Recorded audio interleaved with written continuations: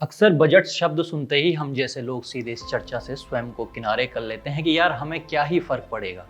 Budget हर साल आता है, हर साल जाता है और फिर टीवी या अखबार वाले एक हेडलाइन में बता ही देते हैं कि इस साल सिगरेट कितनी महंगी हुई और शैम्पू कितना सस्ता हुआ, तो फिर क्या ही बजट देखना।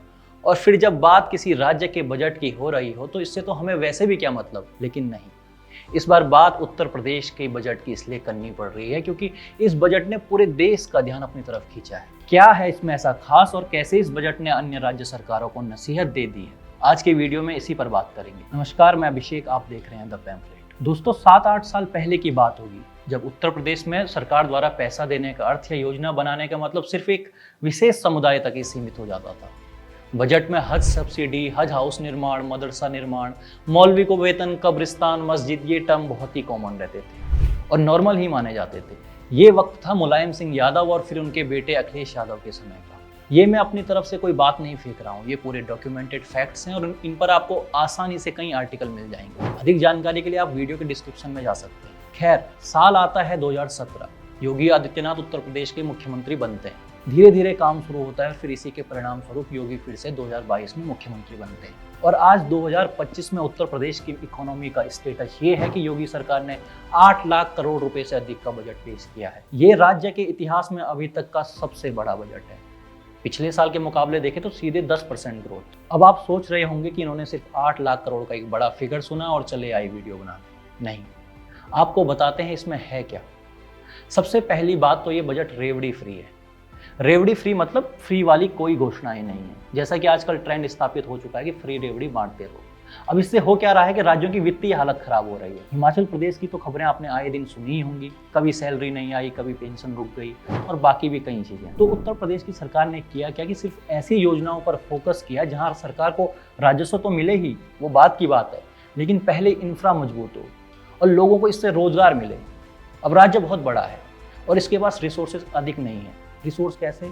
रिसोर्स जैसे गुजरात और महाराष्ट्र के पास पोर्ट्स हैं, लेकिन यहाँ ऐसा कुछ नहीं है। डिपेंड सिर्फ रहना पड़ता है कनेक्टिविटी पर, सप्लाई चेन और लॉजिस्टिक्स पर। इसलिए नए बजट में 4 नए एक्सप्रेसवे के निर्माण का निर्णय लिया गया।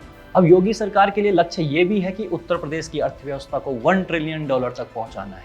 इसके लिए भी पूरी व्यवस्था की जा रही है। डिफेंस इंडस्ट्रियल कॉरिडोर, इस नाम की परियोजना के लिए लगभग 461 करोड़ रुपए की व्यवस्था प्रस्तावित की गई है। इस योजना में इन्वेस्टमेंट भी होगा। इन्वेस्टमेंट कितने का? 9,500 करोड़ रुपए का। दोस्तों, जैसा कि आप देख ही रहे होंगे, आज हर तरफ एआई का बोलबाला है, तो एआई सिटी तैयार करने के लिए भी बजट दिया गया है। ये एआई सिटी स्टार्टअप और रिसर्च पर काम करेगी। आपने देखा होगा बेंगलोर, हैदराबाद, गुरुग्राम जैसे आईटी हब। अब यूपी में ऐसे आईटी हब तो नहीं है, लेकिन जिस तरीके से उत्तर प्रदेश में इन्वेस्टमेंट पर काम हो रहा है, जल्द ही यहाँ भी ये देखने को मिलेगा। गया वो समाजवादी पार्टी का जमाना जब बजट में कब्रिस्तान की बाउंड्री के लिए, मस्जिद की पुताई के लिए, लाउड स्पीकर खरीदने के लिए करोड़ों रुपए खर्च किए जाते थे। अखिलेश यादव ने तो हज हाउस के निर्माण के लिए 500 करोड़ इसी पर लगा दिए थे। अब इसकी तुलना कल के बजट से कीजिए। योगी सरकार के बजट में इनोवेशन भी है तो पारंपरिक उद्योगों का संरक्षण और संवर्धन भी है। हथकरघा यानी हैंडलूम इंडस्ट्री और टेक्सटाइल इंडस्ट्री के लिए 300 करोड़ रुपए की व्यवस्था की गई है। यानी होगा क्या कि एक टेक्सटाइल पार्क बनेगा, यहाँ एक छत के नीचे डिजाइनिंग, प्रोडक्शन और इम्पोर्ट जैसी सब एक्टिविटीज होंगी। अब जब बुनकर और हस्तशिल्पियों के लिए ऐसी अत्याधुनिक सुविधाएं मिलेंगी तो जाहिर सी बात है उनका प्रोडक्शन और इनकम जरूर बढ़ेगी। सबसे खास बात है कि यूपी सरकार ने इस बजट में जीरो पॉवर्टी उत्तर प्रदेश अभियान के लिए 250 करोड़ रुपए की व्यवस्था की गई है। राज्य में उन गरीब परिवारों की पहचान की जा रही है जो दैनिक मजदूरी पर निर्भर है। अब इसमें होगा क्या कि एक नोडल अधिकारी नियुक्त किया जाएगा जो प्रत्येक गाँव में 20 से 25 गरीब परिवारों का चयन करेंगे और उन्हें आवास, रोजगार, स्वास्थ्य, शिक्षा जैसी बुनियादी सुविधाएं प्रदान की जाएंगी। अखिलेश यादव विपक्ष में है तो उनके लिए विरोध एक काम बन गया है, लेकिन उन्हें ये जानना चाहिए कि जिस पीडीए का ढोल पीटकर आज वे ये सोच रहे हैं कि उनके कार्यकाल में पिछड़ों की अनदेखी को भुला दिया जाएगा, तो वे बिल्कुल गलत हैं। क्योंकि योगी सरकार समय समय पर यूपी के पोटेंशियल को उजागर करते हुए एक चर्चा को जरूर मौका देती रहेगी। कैसी चर्चा? कि आज तक उत्तर प्रदेश में ऐसा कार्य क्यों नहीं हो पाया। धन्यवाद।